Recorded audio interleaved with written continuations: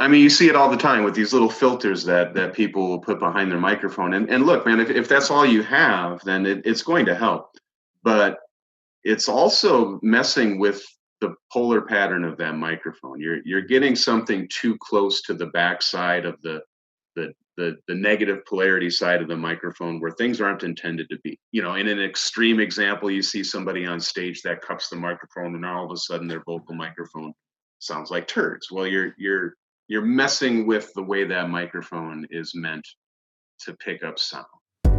Hey, Brian Miller here, author, speaker, magician, podcast host, and audio nerd. And welcome to Audio for Content Creators, where we help you sound better and level up for all your content creation needs. This is a very special video for me, a full-ranging, in-depth interview with a professional acoustical engineer. John from GIK Acoustics was actually the room planner for this completely new build-out that I've done in my home studio here, my content creation space, my podcast space. I now have 11 pieces of acoustic treatment up on the walls of this place. The room sounds unbelievable. If you follow my main channel, just Brian Miller, author, speaker, magician, you've seen the massive build out I've done over the past 4 or 5 months, from completely renovating this studio, new desk, new everything, all the way to now doing a full build out of full acoustic treatment for this space. It's a dream come true. It sounds amazing, by which I mean it sounds like nothing,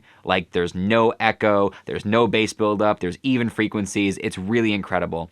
And GIK Acoustics sponsored a handful of videos that I did on my main channel. This video is not sponsored at all, but I got John's permission to post the full 1 hour conversation we had, where he helps us really understand what bass traps do, where they should go, when you should use them, what full range broadband absorption is, when you should use those, freestanding versus mounted on the wall, when and where to put panels above your head on the ceiling, scatter and diffusion, like these things you see behind me, these bubbles on either side, just where you should position acoustic panels if you're recording with a microphone, how far away they should be. There's just so many aspects, and also a ton of advice for stuff that you can do for free, just kind of acoustic 101 physics of sound stuff that you can leverage in your space if you have no budget for acoustic treatment, just things that you can do to optimize your space accordingly. And then if you do have a budget, even a low budget, what you should tackle first, and all kinds of amazing stuff. So please enjoy this incredible wide-ranging conversation with John.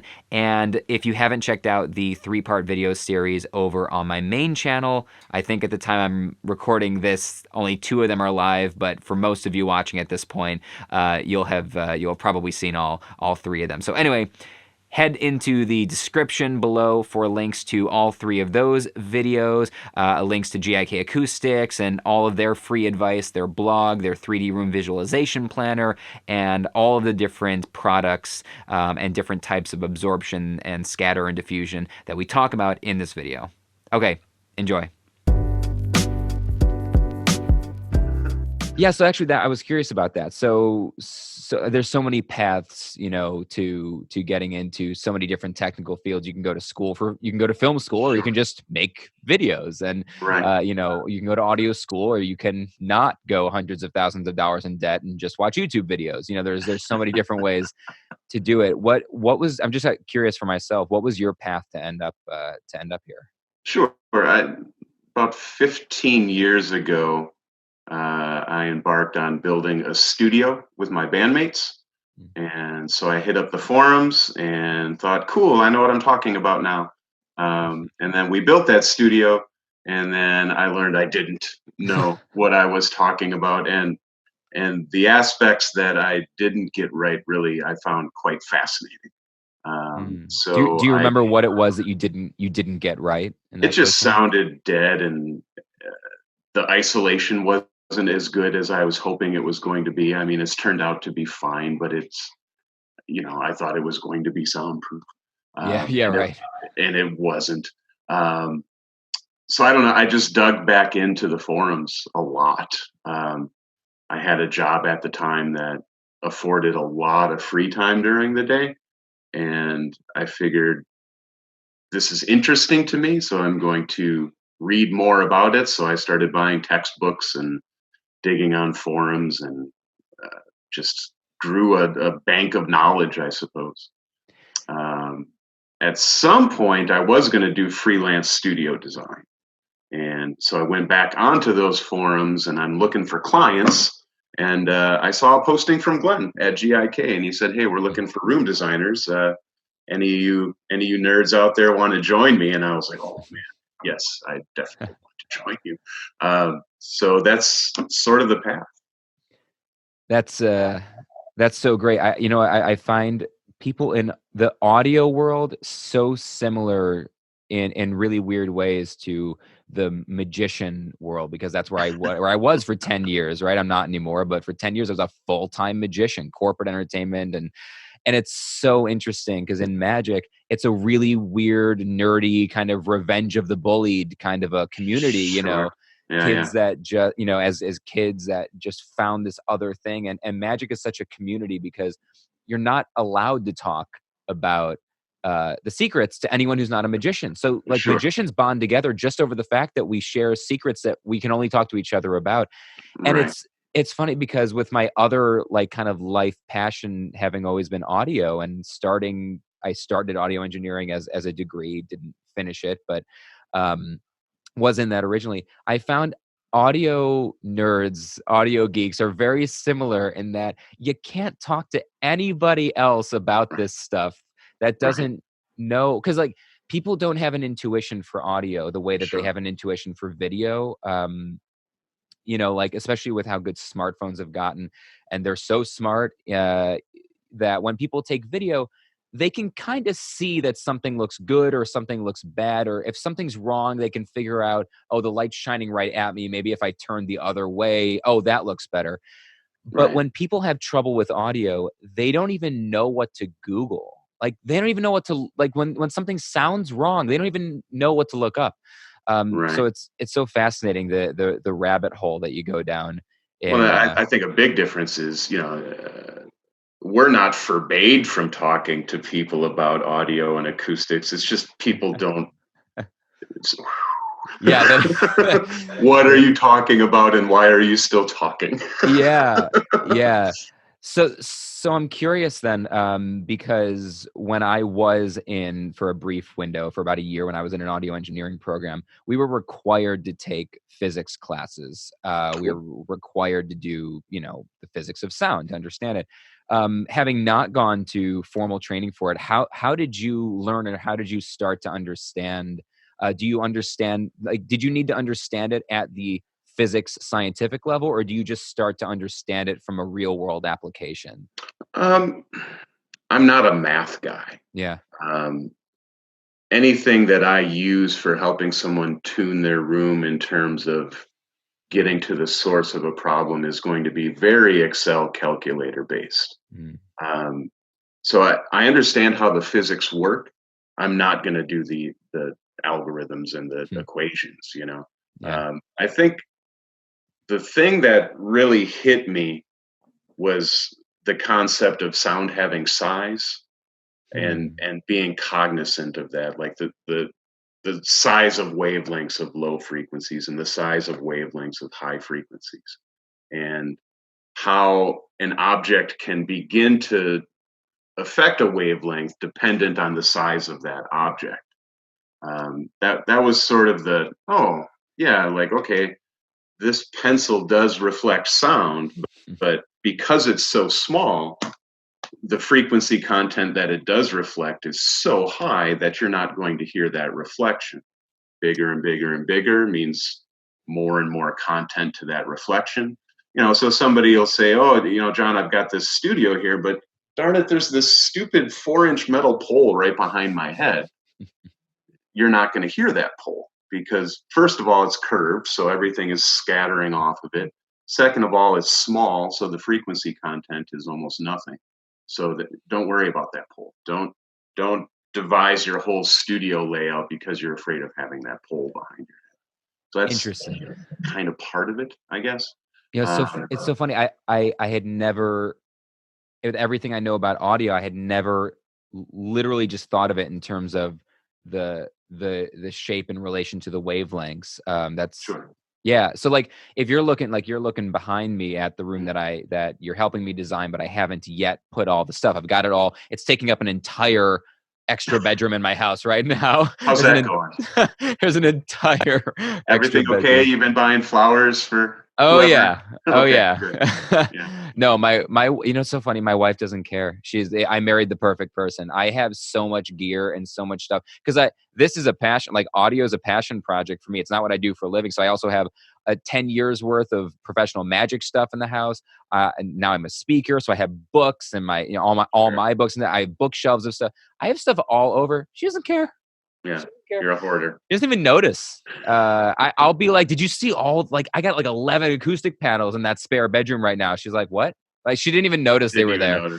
Yeah. So I'm like, yeah, that room, you can't even hear it anymore. But yeah, I mean, so the bubbles impression panel that you have behind you, that's going to, because of the different sizes of the webbing of wood in between the circular absorption areas, those different webbings of wood are going to scatter different frequency content because the size of that wood between the bubbles is varied. The digiwave on your right, the majority of the middle of that is going to be scattering very similar frequency content, but because we have some variation on the top and bottom of it in terms of the size of that wood webbing, you're going to be getting some more interesting scattering because of that portion of the design. What's coming off the middle, very high frequencies. As it's getting to the top and bottom of it, you're going to get a little bit more of the 1K, 2K range kind of scatter off of that. And it's just something you kind of eyeball over time, where it's like, okay, I can look at that and kind of get an idea of the content that's going to be scattering off of that, just because I have a familiarity of the size of sound. So okay, so I'd love to talk through, because I've got these, and I also have the normal the two what are these, the 214s? It'll either be a 242 or a 244. I'm not quite sure what we put you in. Probably a 244 bass trap. Oh, okay. So the black ones are the bass. The charcoal gray are the bass traps, which are which I have 4 of these. I have 2 4-foot ones and 2 3-foot ones because I have 7.5-foot ceilings. Yeah. So those are going to get stacked in both of these back corners. We had decided straight to the ceiling. Sure. And then I got this 3 of these purple ones, which are not bass traps, which we had decided, and I want to talk through all this, which we had decided to 242s. Yeah, 242s, to do 2 of them freestanding that can be maneuvered around the room. Perfect. That can be placed, I think, here, and I'll get you to explain that, but placed here when I'm doing monitoring and listening. Probably when I'm if I'm sitting here running a podcast, I'd probably have them sitting right here. And then we're going to cloud mount one right over the desk, which was the 3 of these purple ones, which, as you can tell, I have a purple theme going on here. I love all the configuration options, all the colors and all the different things. So let me start with the one that I'm most curious about, which is the choice to do these 2. These are bass traps, right? I can't figure out how to point to it. The bass traps right here. I'm like reversed on my screen, and my fingers going the wrong way. The 2 2x2 bass traps with the DigiWave that are going to go directly behind the monitors. So what was the choice to do bass traps behind the monitors? Well, I'll often see a room. They'll send me photos of the room, and they've got like the thin foam up on the front wall behind their speakers, and really that's going to be not a very high frequency critical area of the room. If you think about the way your speakers are pointing, they're not pointing at that wall. Certainly, they're pointing at like basically every wall but that wall. So the area behind the speakers is going to be a very bass focused region in terms of getting the speaker sound right. When you are also recording from your desk like you do, it's nice to get some scattering of some high frequencies coming back at you, just so you don't feel like you're talking into a cocoon all the time. I mean, that scatter is going to be on the negative polarity side of your microphone, so it's not affecting the quality of your recording, But what it is doing is just giving you some room cues as you sit there and talk, so it doesn't be, so fatiguing. So we're getting the bass traps behind the speakers to cancel out that effect of the radiation of the bass waves from the speaker cabinet, which come out of the speaker in omnidirection. That wall right behind them is going to be a very early and quick source of distortion to the speaker sound. Because it's so early and quick, it's also going to be quite strong. So we want to get some thickness back there to even out that distortion that's going to be created by that interaction. And by distortion, in this case, we're talking about frequency response. Right. Distortion comes in many forms, but in this case, it's peaks and nulls in the frequency response of your speakers. Yeah, we're not talking about the beautiful, pleasing harmonic distortion of that No. amp, but sitting behind the thing, the bubble thing over there. Different. I got a Hughes and Kettner sitting back behind there. It's a beautiful, beautiful tube amplifier. Very nice. But okay, so that's and man, I love this DigiWave. That what all the different patterns are beautiful. I love this DigiWave, which will be back behind here, which just worked out because of the other YouTube channel. I have the two channels. This video is on my primary channel, but then I have one dedicated exclusively to audio, just called Audio for Content Creators, where I'll be doing some shoot-offs from these videos over there that are much more technical stuff. And the logo looks like one of these waveforms. And so when I saw this as your option, I was like, awesome. So cool. Yeah. Okay, so that's predominantly because the speakers are pretty close. Now, I would imagine most home studios, even though I've got a relatively big room, I'm very lucky. This is a 13 by 14 and a half foot room, which for most people as a home studio, that's a pretty big space. Most people are not as lucky to have this big a space. Indeed. But having said that, even in a space this big, there's really no way for me to get far enough away from a wall like you would in a professional studio. So that's where you got to be really cognizant of the wall right behind the monitors, because you're so. I mean, I've even pulled about a foot away from the wall just so I have room for these 4-inch.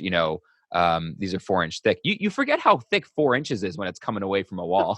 You're like, wow, that's a lot of space. But even having said that, that probably means there will only be 6 to 8 inches between the back of my monitors and those. Is that far enough away, or do I need to go a little bit further? No. When we're looking at absorptive material, you're going to get recommendations from your speaker manufacturer. Make sure it's at least blah blah blah from the wall. The absorbent doesn't factor into that calculation. Furthermore, that calculation is not a calculation; it's a rule of thumb. Right. In a blind situation, when I can't tell one guy's room, or one person's room, rather, sorry, you just make sweeping blanket statements, which is fine, because rules of thumb are better than complete misguided things, right? So. Right. They'll say, oh, you can't have your speakers closer than 8 inches to the wall. Well, no, you can. And actually, sometimes in some scenarios, that's going to work out for the best, depending on the topology of the room. So it's always good to look at rules of thumb, but just make sure you realize that they're not a rule. They're just there for you to not make a colossal error. Yeah, kind of like a jumping off point, right? You start there, and then you can kind of maneuver in either direction from any rule of thumb, depending on what your circumstances are. Which is where audio becomes so difficult for people, which is that even if they start with a rule of thumb, it's hard for people to know how to maneuver from there, and that's why we need people like you, which is so valuable. So before we get to talking about these bubble ones that are going to go back here, when somebody is going to work with GIK Acoustics, right? If they're on your website and they're thinking about doing some, what I would call kind of premium home studio work, right? This is like you said, this is not the cheap foam stuff from Amazon, which has its place, but like you said, certainly. A lot of the ways people use it is not what it's intended for, right? Exactly. So maybe we can come back to that in a little bit. That would be helpful for people to understand if they were going to go the kind of the cheap foam route, at least what it's actually meant for. But for now, if they're on GIK Acoustics website and they're thinking about working with you guys, they get access to you or someone like you before they've even bought anything, right? Correct. Yeah. As long as they click the free advice tab, which we always recommend. We'll help guys with a $300 budget. We'll help guys with a $30,000 budget. That's awesome. I mean, and what a service. Yeah. Well, I mean, we want to make sure our product's being used to its fullest extent, just because there are so many misconceptions about acoustics out there, and, guys on the forums talking about blankets and mattresses and pillows, and yeah, sure, that stuff's better than a wall for sure, but it's not acoustic treatment. And then, you just get down into this rabbit hole where, people will come to you with misconceptions about what things can and can't do. And you got to spend some time cleaning that up. What's the biggest misconception people have about audio? Wow. I think the biggest misconception, control room or critical listening rooms. I think the biggest misconception is that it can be too dead. There's a lot of people out there talking about how their room feels dead, and they want to add diffusion to make it not so dead. Dead is good. When you want an unadulterated response of what your speakers are telling you, dead is good. It can be fatiguing for sure. You spend a lot of time in a room that's dead. Your ears just kind of start to feel compressed a little bit, and that's more the role of diffusion in my book. I mean, there's some more highbrow applications to it that we can get into for sure. But a big misconception too is that diffusers are going to make a small room sound big. They're not. I mean, a diffuser is still going to make a flat surface more dead than that flat surface was before you put the diffuser on. The biggest your room is ever going to sound is when it's naked. The more you add to the topology of the room, whether that's absorption or diffusion, you're shrinking the acoustic size, if anything. Right. So once you start, okay. So we're talking about the difference between critical listening versus rooms for recording. So say I completely deadened this room because I do a podcast. Right. Then if I wanted to record an album and play acoustic guitar and sing, all of a sudden, then I'm in a situation where maybe I wish I didn't have a dead room, right? Because maybe. I mean, it's good to have options. I mean, when somebody's putting out a microphone in front of an instrument, the gloves are off. I mean, this is an artistic endeavor. Yeah. I've heard old indie albums where the vocals were recorded in a bathroom, and the aesthetic is right for that. I mean, you would never want to hear a Boston record where the vocals were recorded in a bathroom because it just wouldn't sound right. It doesn't fit that aesthetic. Right. So there's no right and wrong when it comes to a tracking space. That's going to be based on what you as the painter want your painting to look like. Do I want to capture a lot of room in this particular piece, or do I want it to be dry and very clean? The one thing you can always do with dry and clean is add artificial reverb. Right. So if you don't have the ability to have a multi-optioned palette of rooms, then dead is going to be your best bet because you've always got DSP to take you somewhere where it's going to change the landscape a bit. Yeah. So as I was asking the question, you were starting to answer it. I realized, I'm thinking about professional studios that are that live rooms that are acoustically pleasing. But when you're talking about the average home studio, you're in a basement, you're in a spare bedroom.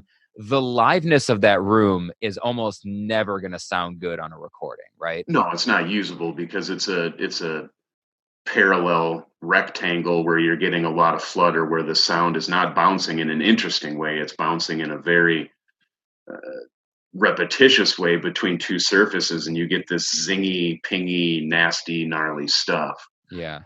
You know, in general, when you're in a recording space, even if you want it to be lively, you still want to minimize those very quick early reflections that are coming to the microphone. So if I've got like the drums in the corner, I'm still going to kill the surface behind the drums because I don't want a 2 millisecond snare reflection coming back at the drums, because it's going to sound like a bedroom does, because most of the walls are relatively close in that bedroom. Right. But the walls that are further away, that's where we're going to start incorporating some diffusion and frankly leaving some of that wall area alone so that we can get some of that return in a time domain that makes sense, in a pleasing reverb, not a crappy bedroom reverb. Right. And that's like the reverb time when you're in a plugin, when you're in a reverb plugin, and you or can pre-delay or yeah, exactly. And the closer you're going to the 80s sound, the further you push that out and Right. just start to Mhm. and the more modern you're looking for, the more you just kill that, right? Because everything's right at the front. I mean, modern recordings are fatiguing. It's Everything's right changing. here. It's changing. I mean, 90s, early 2000s, everybody wanted that Steve Albini kind of huge drum tone, and some guys still do, but there's a lot of shift back towards that like sort of 70s, like just super dry drums. Yeah. Um, Yeah, I've I been like them hearing it. both. I like them both quite a bit. Yeah, I like them both depending on the well, like you said, artistically, depending on what they're going for. Sure. You can put a beautiful sound in the wrong song and it's not beautiful anymore. So, Right. Right. so okay, great. I appreciate all the different I think this is going to be really helpful. I mean, it's helpful for me. I feel like I know a lot about this stuff, but like I'm learning so much right now. So, appreciate this. Yeah, you bet, man. So okay, we've got these and the bubble ones, which are those bubbles are beautiful. Are man, I ran a poll on my YouTube channel and on Instagram, and I put up a couple of different options, different veneers, different everything, and Mhm. these two were the top choices. Okay. Well, the bubbles were the absolute top choice, but I knew I wanted something different because these will be on a wall there, and the other ones were going to be on the opposite wall, which meant if I'm filming in one direction, I like the idea that I'll see something different than if I'm filming in the Sure. other direction, just Yeah. visually for YouTube. And of course, part of the reason I was drawn to GIK Acoustics in the first place was because I wasn't just looking for high-end, sound acoustic treatment. I was looking for something that would be visually and aesthetically pleasing for Absolutely. my purposes, not just because I live in this room practically when I work all day, but Right. because I film in this room. And Right. like aesthetics are much more important than they used to be, because everyone's videoing everything now. Everything's on Right. video. So what are these going to help me with? There's two of these. They're 1 foot by 4 feet, right? And Mhm. they're going on either side of this window. So Window. all this Yeah. stuff I have here has to come down, and I'll move that around the room. Right. They're Right. going kind of right here and here, right? Yep. All right. So what are we doing with those? What are What's those the helping me deal? with? Yeah. So as we treat a room, we're looking. First step is to get the bass resonances in check. You want to, yep. You want to think of your room as a Coke bottle, more or less. So, like you blow against a Coke bottle, it's going to produce a note. That's the resonance of the Coke bottle. Your room is a huge Coke bottle, and if you had a mouth big enough to blow on the door, it would make a note. But aside from that, every sound that's produced within your Coke bottle is going to be subjected to the resonant behavior of that enclosure. So what we want to do is deploy bass traps around the room, ideally in the most ideal locations, corners, back wall. Sometimes there's a door in the corner. It's fine. Your room's not crap now. Yeah, I have, it kills me because I have the door into the studio, but then I Right. also have this is a closet door that also is a walk up to the attic. So as a house, we have a walk up to the attic. It's beautiful. It's a open stairway, but I have a door in two corners, which I know was part of probably what you were staring at when you had to figure out what to do with this. Right. That's part of it, and people will be like, what do I do? What do I do? I can't hit the corners. It's like, well, no, I mean, you kind of want to put bass traps everywhere. Literally, I mean, if it's a pro studio, there's bass traps on literally every surface. You just can't see most of them because they're behind something prettier. But they're there, 2-3 feet thick in a lot of cases. Wow. Again, sound has size. We want to absorb 20 hertz. You've got to have something that's massive. But back to the point of the bubbles, we want to put bass traps everywhere. And if we put broadband bass traps everywhere, we're going to lower the resonant time of the room. So we're bringing down the decay time of low frequencies.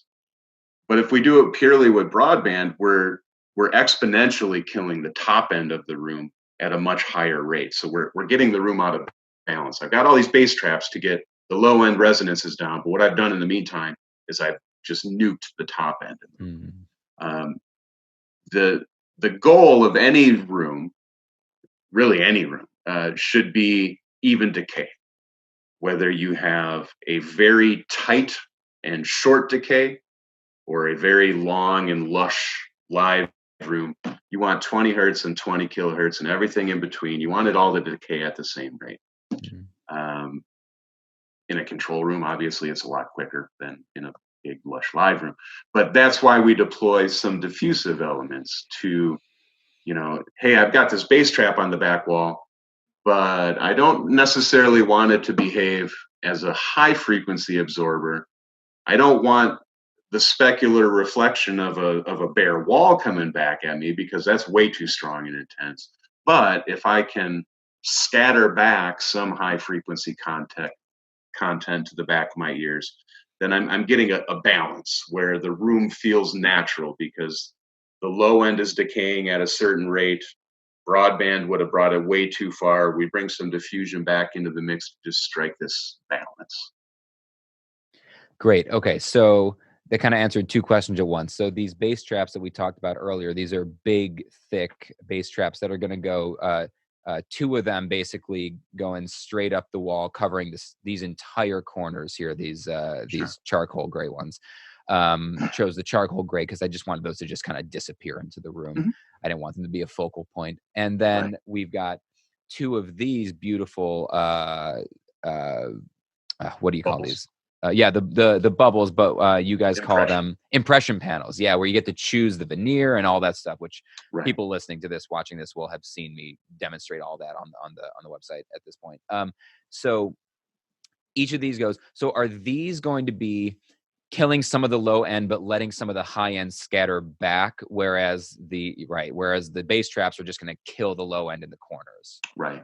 Perfect. Okay, that's awesome. So. And then the last three pieces are these purple ones right here, which those are not bass traps. These are diffusion. Just broadband absorbers. Okay, Okay, so they are broadband. Right. So the goal then is we've got two of those, and you chose to do two of them freestanding. So they're going to go on stands that can just sit and be moved around wherever. What was the choice to do that? Because I have this tricky situation with the two doors at the front. Was it because there's nowhere up front that it would make sense to put them, or was it just for versatility? Versatility. It partially the real estate thing, being able to get them in the right spot for your usage, but also, frankly, on a budget, you want the panels to be able to work in different ways. And if they're allocated to first reflections on your sidewalls there, then that's all they're going to do. But if I can take them and form a V and, seat them right behind you when you're playing an acoustic guitar, you're going to get some better recording capabilities out of them too. They become more of a Swiss Army knife where you can move them around the room and do different things around the room, and not just have them be dedicated to the first reflection. Okay, so yeah, so on that note, a couple of different ways I was thinking about being able to use those. You mentioned a V, but you said behind you. So if I was playing, you would want them behind me in a V instead of in front of me, instead of playing into them? Depends on the rest of the room. Mm. But so we use filters behind microphones as an attempt to try to catch the sound before it propagates throughout the room, where it can reflect and then come back at the hot side of the mic. The backside of a mic is not sensitive. Right. You know, in most contexts, cardioid mics. I mean, unless you're using a ribbon mic or an Omni mic or something of that nature. Right. The stuff you'd be using for that. I mean, this is just an SM58 sitting underneath all this stuff. And that's why I use it. And that's why I'm constantly that's why when I see YouTubers and podcasters all using, you know, Blue Yetis and stuff like that, great mic, but not optimized for most home studios. And I think people don't realize that. Way too sensitive. Yeah. But I mean, you see it all the time with these little filters that people will put behind their microphone. And look, man, if that's all you have, then it's going to help. But it's also messing with the polar pattern of that microphone. You're getting something too close to the backside of the negative polarity side of the microphone, where things aren't intended to be. You know, in an extreme example, you see somebody on stage that cups the microphone, and all of a sudden their vocal microphone sounds like turds. Well, you're messing with the way that microphone is meant to pick up sound. In a less dramatic situation where you put a little filter behind your microphone when you're recording, you're doing kind of the same thing.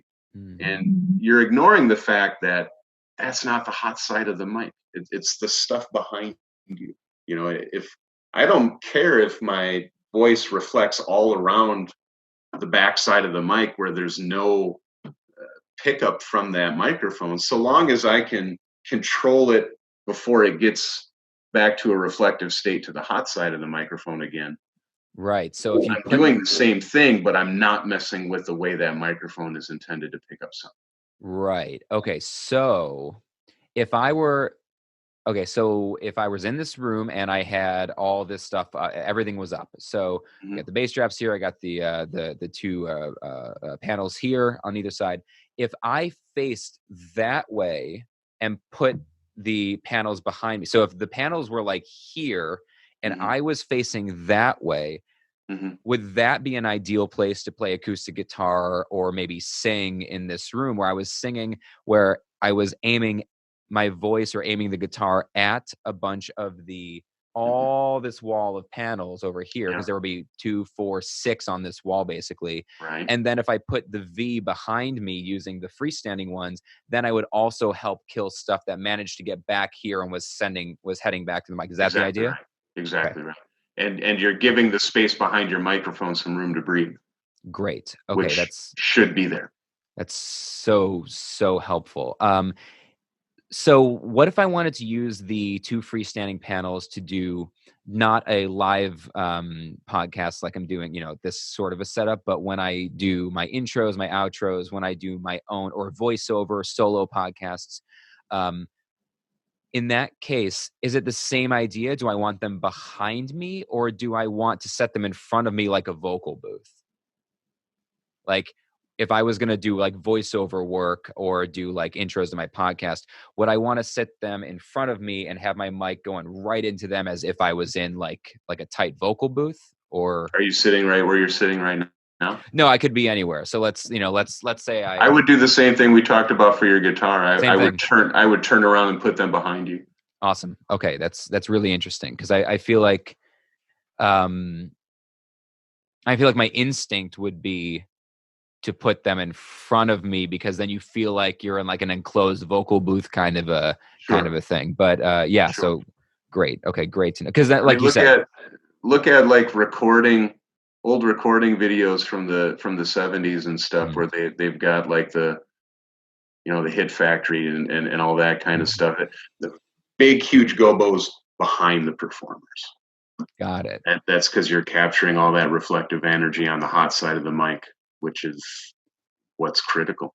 Great. Okay. And then the last panel is going cloud mounted, which is going to be very exciting for me because I'm not handy at all. So I can't wait to see how difficult. Are these all these things hard to hang, or are they relatively straightforward? I mean, stuff you hang on the wall. If you can hang a picture, you can hang. Well, I hung all this stuff, so all right. Yeah, you'll be fine. Going to the ceiling with this one. Now, is it supposed to be over where I sit? Is it supposed to be over the desk, over the monitors? Where is it supposed to be? In a more mixed critical role, it's going to want to hit the pool shot.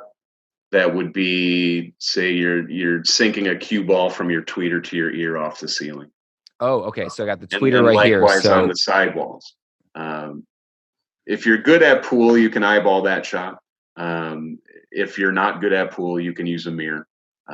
Okay. So if you're sitting at your desk and you have somebody hold a mirror off on your left wall, and you're going to look over at that mirror until you can see your speakers.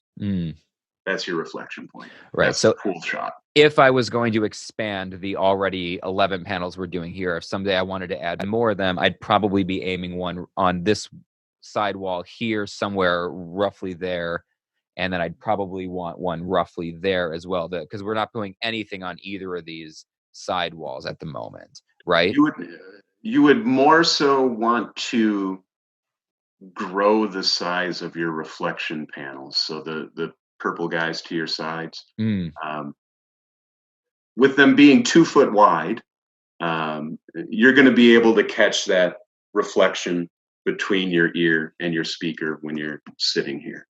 But you're going to be mixing all day, and 6 hours from now, you're going to want to kick back a little bit, and those panels are no longer going to catch that reflection from the walls because you've moved your listening position. So you want to create a reflection-free zone, not a reflection-free. My head is going to be right here all day long. Right. Okay. So before you worry about the rear side walls, we want to grow the width of what's happening at the front side walls and the ceiling, because that's part of talking about what we want your ceiling panel to do for you. Like if it's going to catch that reflection between your speakers and your ears, then that means it's not going to be right over your head. It's going to be somewhat forward of you, which means now the area over your head is a little uncovered. And from a tracking standpoint, we'd like to get a little more coverage there. So eventually, I'm probably okay. So if I'm sitting right here doing listening, I got my tweeters both, right here at my 45s, and so that pool shot you're talking about, it comes here and goes straight up, right? Well, up and then at your ear. So it's reflecting off the ceiling to your ear. Oh. So the tweeter's going to the ceiling at an angle and then coming. Got it. Exactly. Okay. So right. Okay. So it probably, if I'm sitting here, it probably would be a little bit about maybe 8 inches in front of where my head is right now would be the spot where it goes straight up. Which is over your microphone, which is good.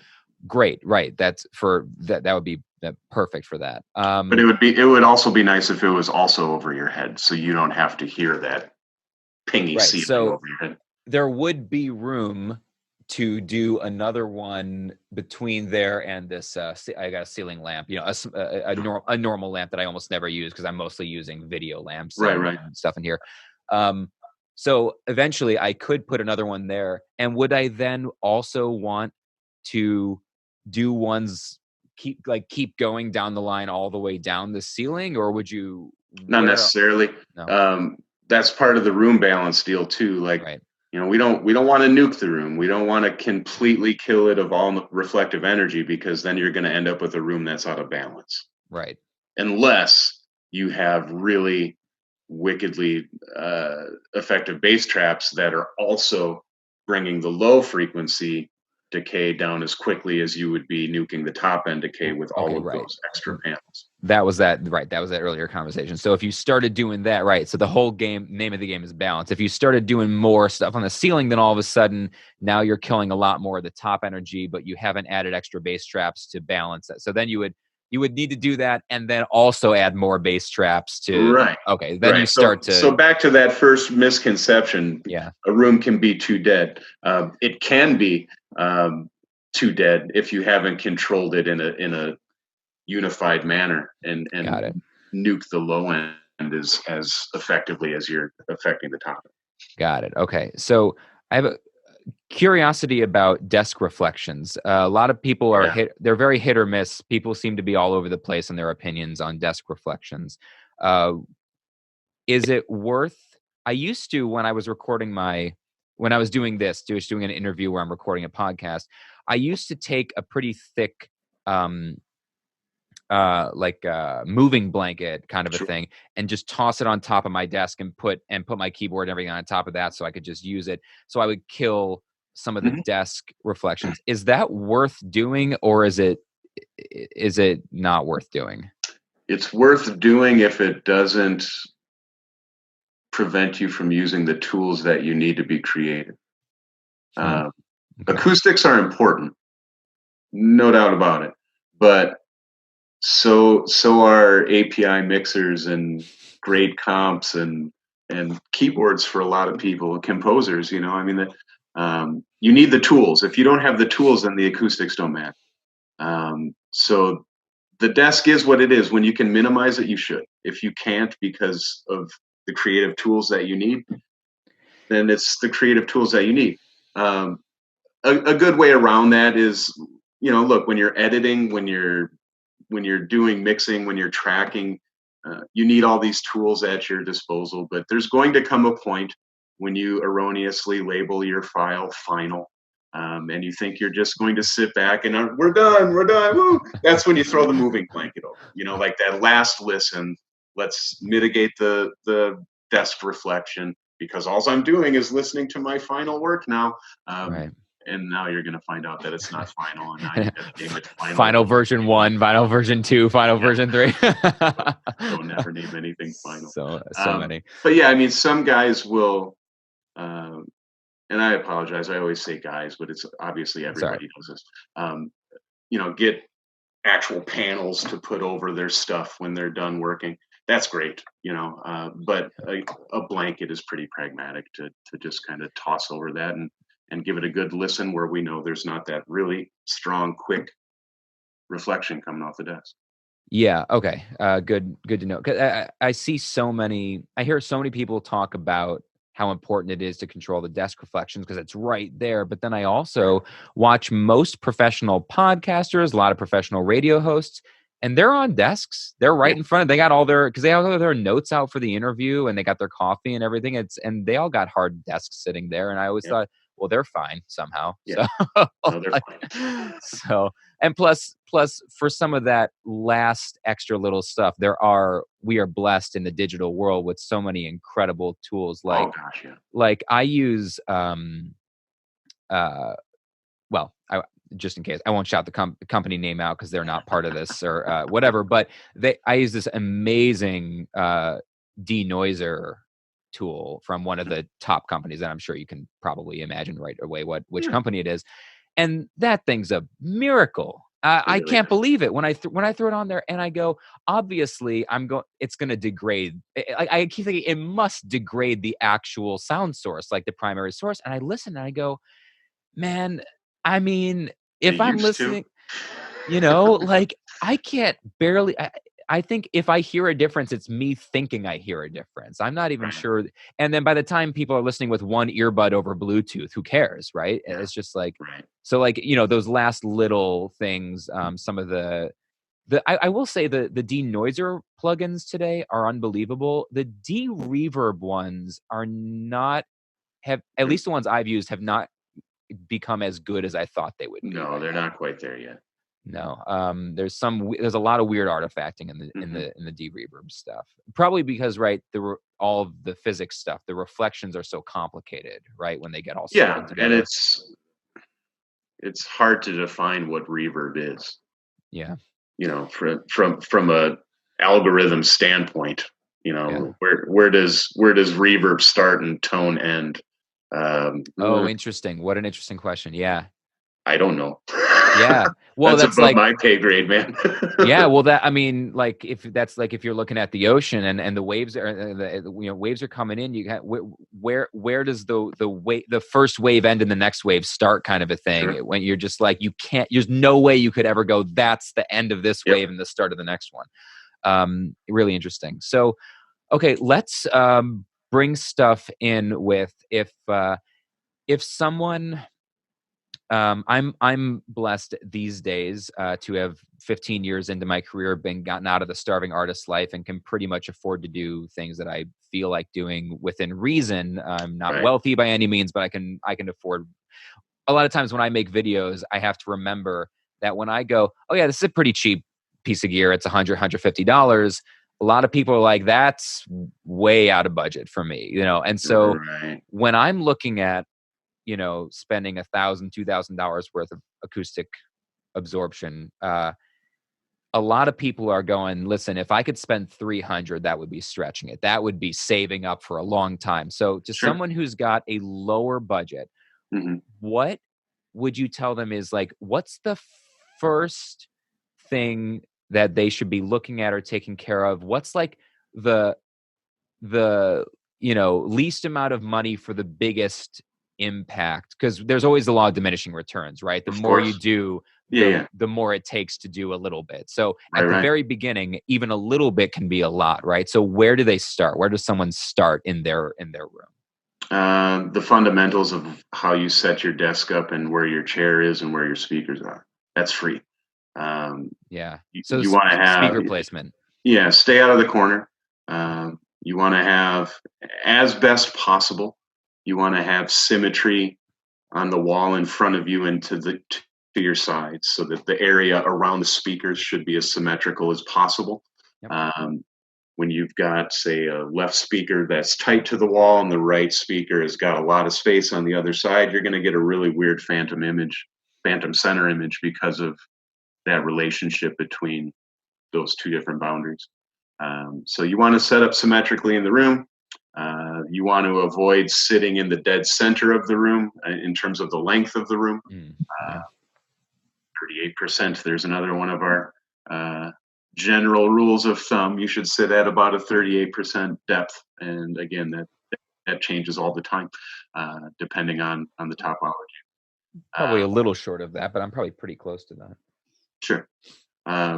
You want to avoid untreatable reflective surfaces that are within the tweeter path of the speakers. So what I mean by that is a lot of people will be reticent about setting their setup in front of a window. Oh, I don't want to have the windows that close to my speaker. Yes, you do. Actually, they're completely out of the tweeter path of the speaker. When they're behind the speaker, that's the absolute best place for a window to be in a room, because it's going to be reflective, and if the tweeter doesn't point at it, that's where I want it to be.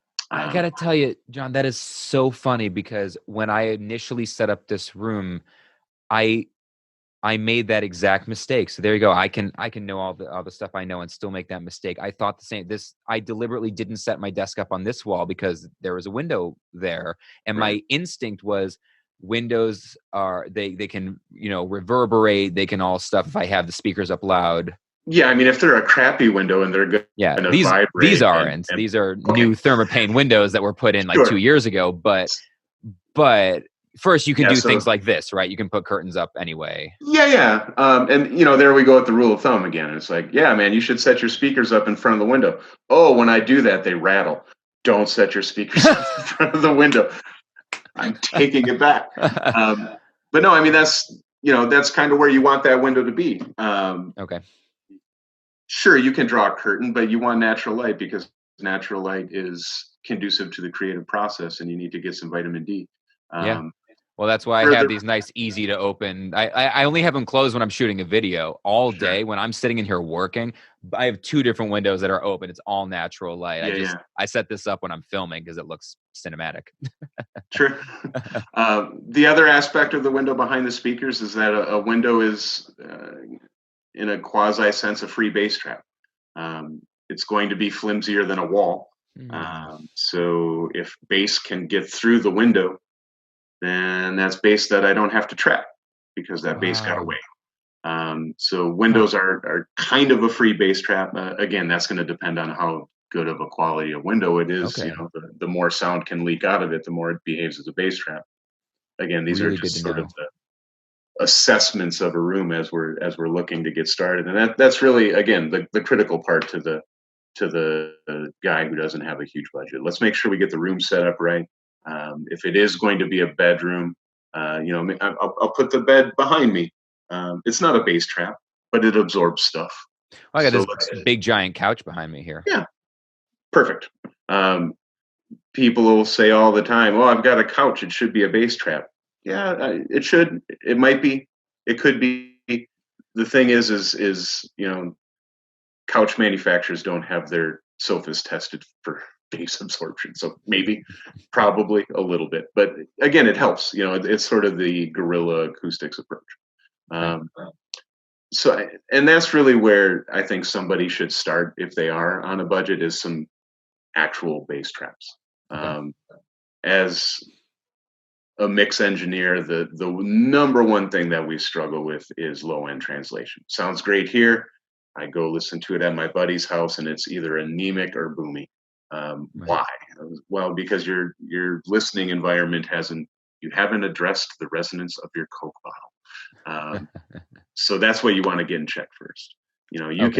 You can throw up some towels and blankets for first reflection and do a quasi decent job of that with just home goods. Bass traps is really going to be where you need and should start. Okay, and to that point, when you use things like towels and curtains and stuff like that, what you're killing are mostly upper mid and high range frequencies, right? You're not killing virtually any low range, and that's going to throw your room out of balance. And that's actually more likely, it might stop your reflections, but it's more likely to make your room more bassy, more boomy, right? That's why it's critical to get the bass traps in there along with that guerrilla first reflection control. Okay, so if they just had a couple $100, they're like, all right, let me pick up some bass traps, do as many corners as I can, and maybe right behind the monitors. Okay, great. Super, super helpful. I got a question for you about carpet, because one of the things I decided to do, this is a new house. We just bought the house about 8-9 months ago, moved in, and it was built in the 60s, original red oak hardwood throughout the whole house. Beautiful. We decided to have the whole house, all the wood refinished, except I decided I wanted to put carpet into this room because I knew this was going to be, it's my office and my studio, and I'm self-employed and I live in this room. And so we did a relatively thick cut pile because it's better for, I know cut pile is better for diffusion. The loop stuff is reflective actually, right? For the most part. No? Sure. Am I wrong on that? I mean, it's going to have some acoustic properties, and any carpet is going to absorb some top end. Okay. The thickest shag might be a little more absorptive than, say your office style, very low pile carpet. Yeah. But in the end, it's going to be a high frequency absorber. Right. Okay. So that's what I'm getting to here is I knew when I did it that putting carpet into the room was going to absorb high frequencies, and I knew it was going to accentuate the bass frequencies in the room. I knew that going in.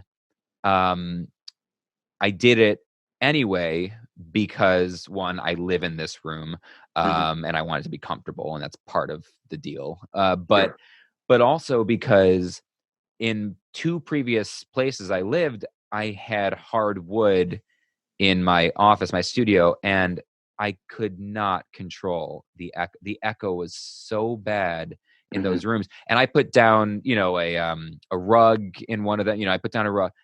Man, oh man, I would have had to put a rug cover I would have had to cover the whole thing. And at that point, you may as well have carpet. Right. So my question is, if basically, is someone better off being in a room with carpet or without carpet if they have a choice? Sure. if your focus is vocal production and vocal recording, I would go with the carpet. Okay. You know, high frequency reflections when you're trying to track a vocal for voiceover work or for singing or whatever, it's a nightmare. You got to get rid of that stuff, and carpeting's a good cheap way to do that. If we're talking about a room where it's going to be more dedicated to 2-channel or you know, audio listening, mixing, mastering, whatever that is in that context, if that's the focus of the room, I'd lean a little more towards hard surface floors, again, because we're trying to gain a balance. And if I have so much of the percentage of the room that is dedicated to high frequency absorption, that just means I'm going to need a lot more bubbles and a lot more digi waves to offset what I've already done on the floor to get that balance back.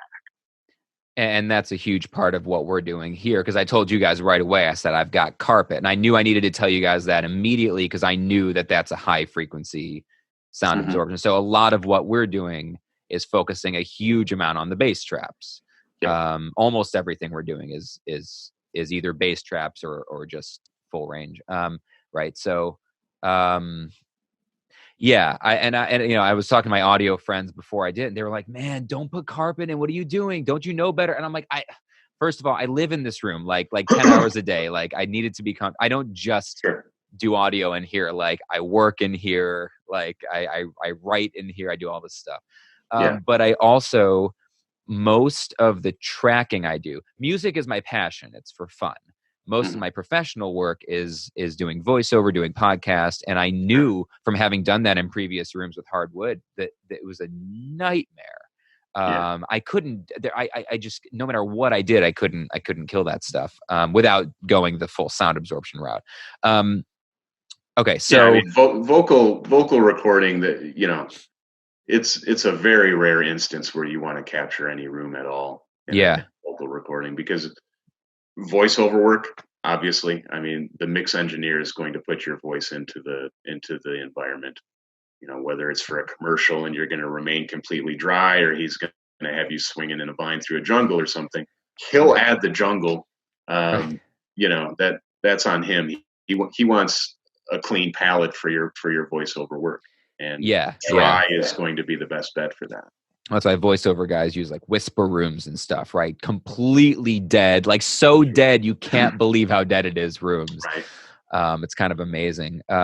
Okay, so if someone's going for listening predominantly, and that's what, like for me, you know, this is a multifunction room, right? It's I do listening in here, I do tracking in here of mostly voice, and I also use it as an office. So it was like you can't have it all in one room. That's obviously so now I'm compensating for the carpet with bass traps, hopefully to do that. Okay, great. Yeah, I think, is there anything that I'm missing that someone who is just getting? I mean, we covered a lot of ground, man. Thank you for this. I think we did. Yeah, that was like there you go. Save your $200,000 and 4 years of audio school. That just listen to this. I got to tell you, I think I'll be using snippets from this within the collaboration videos that we're doing together. But I think if it's cool with you, because I recorded the whole thing, obviously, if I stick this entire conversation on my other channel, my dedicated audio channel, I think people on that channel that are really into like audio for home, like for content creation and home studio stuff, would enjoy this entire thing, get a lot out of it. Yeah, I don't remember saying anything that I would regret showing up on TMZ or something. So I think I don't think so. We're good. Yeah, no, I don't have a problem with you sharing the whole thing. That's fine. That's great, because I'm thrilled. I think I wish I had been able to have a conversation like this, you know, or heard anything like this years ago. So, yeah, I think we're in good shape. Any advice for me when I, in my very non-handiness, go to start trying to put, especially, I think the bass traps are the thing I'm in the corner. The bass traps in the corners are the thing I am most unsure how to hang. Did they come with a wire? I just pulled these out so I could put them. Yeah, they come with a picture wire. picture wire, and then when they go to the corner, do you basically put a hook on each of the two walls and then just? Well, you're floor to ceiling. Yeah. So, I mean, you literally could just stand them there, Oh, really? stack them, and then like get some shims to like pound in at the top or on the floor so that they're like wedged into place. They won't go anywhere. Some shims. Now, you got to explain that for me. I don't know what that means. Shims like a wood wedge that you use to level things. Oh, okay. So like as you wedge that in between the ceiling and the top of the panel, you're gonna create a tight fit so that it won't tip over. Okay, so I don't think that I got 7.5 foot ceilings and I got 7 feet worth of base traps. Never mind then. Right, so you got 6 inches to play with there. Yeah, that's a huge shim. Yeah, I was just trying to imagine how big I'd have to ask them at Home Depot. Don't shim it. So yeah, what I would do, I would actually still just stand the 4 foot ones on the floor. Okay. And then mount the 3 foot one over that. Okay. And the way I would mount. Go ahead. Please go ahead. The way I would mount that would be to screw an eye hook into the corner of the room, not directly into the 90-degree corner, but like right off it to either the side wall or the back wall. There's going to be a stud there. There needs to be for the sake of hanging drywall. So you're going to hit a stud. Screw an eye hook into the corner and then take picture wire from that out to the 2 eye hooks on the back of the panel. So you're going to create a triangle loop of picture wire that goes between the eye hooks on the panel and the eye hook that's in the corner. Based on the size of the wire, you can adjust the height of where the panel sits. Okay. The length of the wire, I should say. So it would still pretty much just sit on top, but it would be sitting on top and anchored. Mm-hmm. So in other words, if the bottom one for some reason got knocked out, it wouldn't fall to the ground. It would kind of hang, right? Exactly right. If we get one of those Connecticut earthquakes. Okay, great. And everything else, the freestanding ones, those are the stands pretty. Are they height adjustable? Do I have to know anything when I put them on the free stands? Do they? No, they're going to be 5 foot off the ground. The top of the panel will be 5 foot off the ground when they're on those stands. Okay. Which is plenty to hit your height. Yeah. All right, great. And the cloud thing, I assume, are 2 hooks in the ceiling that then toggle bolts that attach to the cloud bracket. Okay. And when I do that, I'm sure I can get someone to help me with this, but I need to find. Do those need to go into some beam in the ceiling? No, there's toggle bolt in the hardware kit where. Okay, great. You're familiar with the toggle bolt? I do tons of everything. Yeah, I've gotten really good at toggle bolts over the years because. I mean, I had to explain a shim, so I wasn't sure if I had to explain a toggle bolt. I'm walking out of this interview. It's my interview. All right. Okay, great. I'm really, really pumped to. I actually think tomorrow is what I have flagged for doing. For hanging it all up. Whenever I do video, when I make videos where I show the process, like I've already done 3 videos of the studio rebuild. This looks very different than it did even when we first talked. Not in terms of the layout, like the general layout's the same, because otherwise that would have affected what we planned on. But like just things like new curtains and new desk and everything like that. But whenever I film something, because I'm running cameras the whole time and changing the angle and saying funny things to the video to make the video interesting in post, right? Like when I cut it, it takes 3 times as long as if you were just like, oh, I'm just going to hang this stuff up. It would take you an hour or 2 hours and you would just do it. Right. But it takes me 5-6 hours to do the same project because I have to keep changing the camera angle, get a different lens, change my lighting. Right. It creates a much bigger problem. But you see those shows like Alone. I don't know if you watch any of those shows where they throw you out in the wilderness. You got to be a cameraman and survive. Like, holy crap. It's incredible. Yeah, well, that's how I feel when I watch a superhero movie where the guys are doing all these crazy stunts and you're like, wow, those guys are amazing. You're like, yeah, but the cameramen are doing all the same stuff with the cameras. Yeah. They're doing all the same choreography.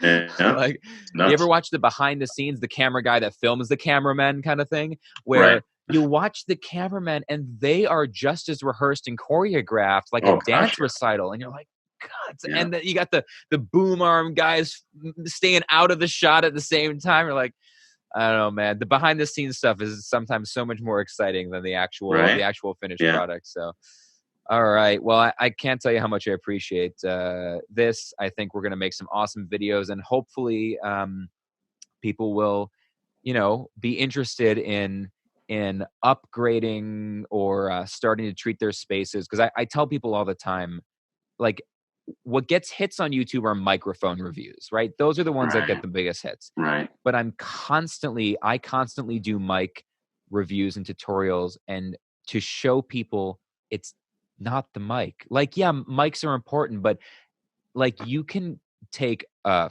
$50 mic and make it sound amazing in the right space and setting it up in the right place, right? The environment makes a huge difference. And $1,000 microphone in a crappy space that's untreated with weird echoes is going to sound like a crappy space that's untreated with weird echoes. Right. Because the $1,000 mic is the whole deal. And it's, I think it's really why I kind of gravitated towards room acoustics.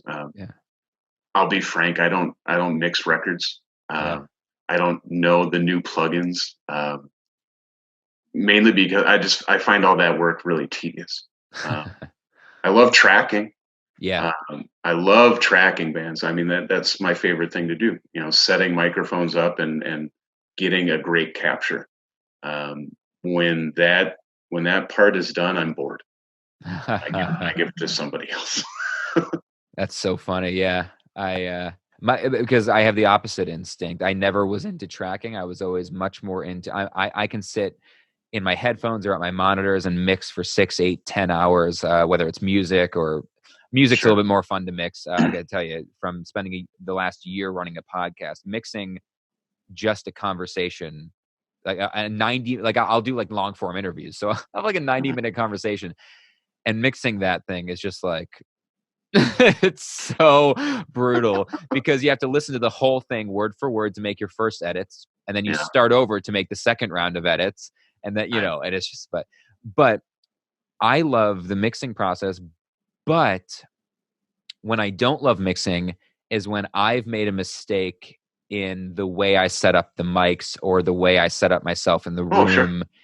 And then I get into the mix. I'm doing one right now where just for the sake of convenience, I used, instead of sticking 2 mics with someone and setting up a table and sitting across, I have two of these great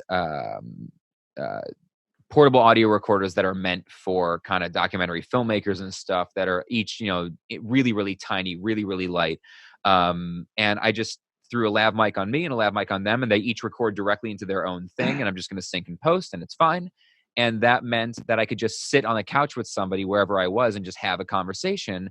And I didn't need to worry about them feeling weird and having, with the mic in their face if they're not used to it. And I didn't have to keep telling them, stop getting away from the mic, eat the mic. And then what happened is I got into post, and the room we had been in, I didn't notice when I was there in person, we were just having a conversation. All echo. The whole thing is echo. And I got 2 omnidirectional lav mics sitting 3 feet from each other, changing distances the whole time. And in post, it's a disaster. It's a nightmare, because when one person's talking, it's fine. But when we're doing that thing where we're having it, where someone interjects and then we both tag and we're both laughing, the phasing between the 2 mics, there's nothing you can do about it. I'm doing audio, like I'm doing the denoising, I'm using de-reverb, I'm using